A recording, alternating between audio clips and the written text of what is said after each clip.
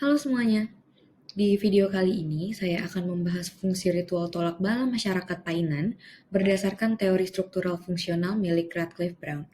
Video ini saya buat sebagai pendamping artikel saya yang telah terbit di Retizen Republika Blogger dengan judul yang sama. Sebelum saya memperkenalkan diri, berikut adalah outline atau apa saja yang akan saya bahas dalam video ini. Yang pertama tentu ada perkenalan, lalu ada tentang ritual tolak bala, kemudian ada kepercayaan masyarakat Painan, selanjutnya ada serba-serbi ritual tolak bala di desa Painan, lalu yang terakhir ada analisis struktural fungsional milik Radcliffe Brown yang akan saya aplikasikan terhadap ritual tolak bala milik masyarakat di desa Painan. Oke, perkenalkan semuanya, nama saya Azah Kania Budianto, biasa dipanggil Azah, dengan NIM 0721117333036. Tugas video ini saya buat sebagai tugas akhir mata kuliah Teori Antropologi 1.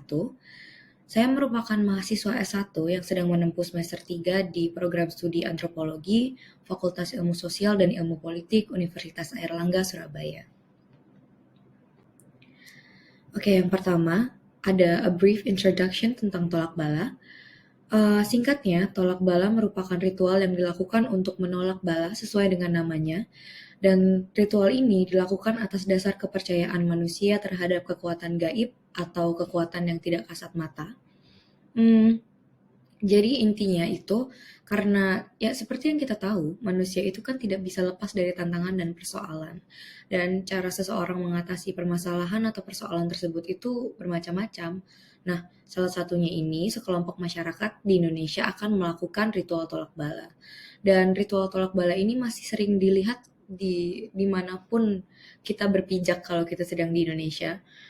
Makanya istilah tolak bala ini bukan istilah yang asing.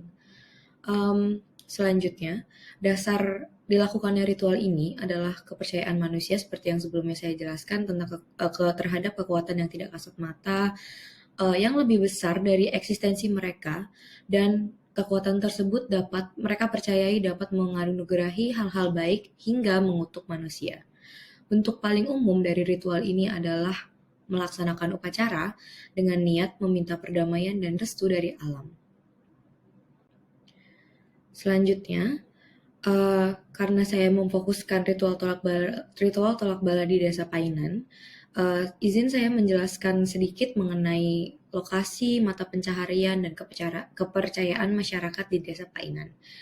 Sebelumnya, desa Painan adalah sebuah desa nelayan yang terletak di Kabupaten Pesisir Selatan, Provinsi Sumatera Barat. Jadi ini terletak di Pulau Sumatera. Mata pencaharian masyarakat Painan hampir seluruhnya itu adalah nelayan karena lokasi geografis desa ini yang terletak di dekat laut. Selanjutnya, kepercayaan masyarakat desa ini masih cenderung kepercayaan lama gitu. Jadi masyarakat desa Painan itu mempercayai keberadaan sosok dewa yang bernama Antulawik yang hidup di laut, dan Antulawik ini berkuasa dengan kesuburan laut. Sehingga Antulawik ini mengatur cuaca, gelombang air, hingga perkembangbiakan ikan-ikan laut. Mengapa saya memilih untuk menyorot masyarakat nelayan di desa Painan? Karena meskipun banyak ritual tolak bala yang dilakukan oleh masyarakat yang tinggal di Pulau Jawa, saya rasa ini cukup menarik karena ini ditemukan di Sumatera Barat. Selanjutnya, para nelayan desa Painan ini menganggap bahwa dalam hidup mereka diperlukan keharmonisan antara manusia dan makhluk gaib, sehingga mereka melakukan ritual tolak bala ini cukup rutin ya, karena ritual ini dianggap penting untuk menjaga kesejahteraan masyarakatnya. Moving on, tentang ritual tolak bala yang dilakukan oleh masyarakat nelayan di desa Painan. Untuk keterlibatan masyarakat sendiri bisa dikatakan sepenuhnya masyarakat akan terlibat dalam persiapan ritual tolak bala ini. Jadi seperti para nelayannya, kemudian ada ketua adat di desa Painan yang disebut dengan Tua Pasia, kemudian ada Tungku Tigo Sajarangan, yaitu 3 orang yang memiliki gelar Niniak Mama, alim ulama, dan cadiak pandai, hingga pejabat-pejabat pemerintah seperti lurah dan bupati. Persiapan acara ini memakan waktu 2 bulan, dan ini tuh diisi dengan yang pertama berkonsultasi dengan tua pasia. Tua pasia itu mereka anggap bisa berkomunikasi dengan makhluk gaib, sehingga tua pasia dikonsultasikan untuk memilih hari baik untuk dilakukan upacara tolak bala. Kemudian masyarakat akan membentuk panitia, lalu menyiapkan persembahan hewan sesuai dengan kesepakatan para nelayan, lalu menyiapkan daun-daunan yang salah satunya adalah daun sikumbang, sikarang, daun sitawar, dan daun sidingin. Kemudian menyiapkan bunga rampai yang diisi dengan bunga-bunga harum seperti melati dan mawar. Kemudian ditambahi dengan daun serai dan daun pandan. Bunga-bunga rampai dan daun-daunan ini melambangkan kebahagiaan dan kemakmuran. Daun sitawa dan sidingin memiliki tujuan spesifik, yaitu untuk meredakan amarah Antulawik. Selanjutnya, sebelum saya membahas analisis struktural fungsional, saya akan membahas sedikit tentang Alfred Radcliffe Brown. Jadi, Alfred Radcliffe Brown itu adalah seorang antropolog Inggris yang lahir pada 17 Januari 1881 di Birmingham, United Kingdom. Jadi, Alfred Radcliffe Brown ini adalah seorang antropolog yang memperkenalkan dan mempopulerkan istilah struktural fungsionalisme. Dalam teorinya, Radcliffe Brown menganalogikan sistem sebuah masyarakat seperti sistem sebuah organisme. Ketika sebuah organisme memiliki sistem reproduksi, sistem pernapasan hingga sistem saraf, sebuah kelompok masyarakat itu memiliki religi, ekonomi, politik, hingga kekerabatan. Nah, keempat poin dari sebuah sistem masyarakat tersebut disebut institusi sosial. Oke, selanjutnya untuk analisis struktural fungsional ritual tolak bala di Desa Painan, saya menemukan ada 4 fungsi. Yang pertama ada fungsi religius, kemudian fungsi sosial, kemudian fungsi kekerabatan, dan fungsi ekonomi.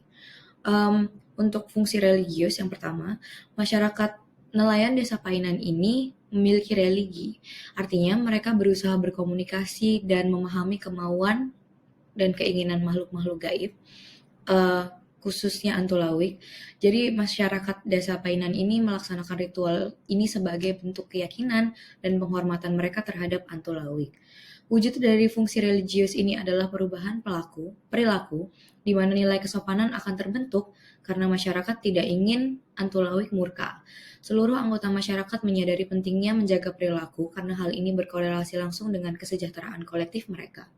Selain itu, dalam fungsi religius, masyarakat jadi memiliki kesadaran tinggi untuk tidak mengeksploitasi alam.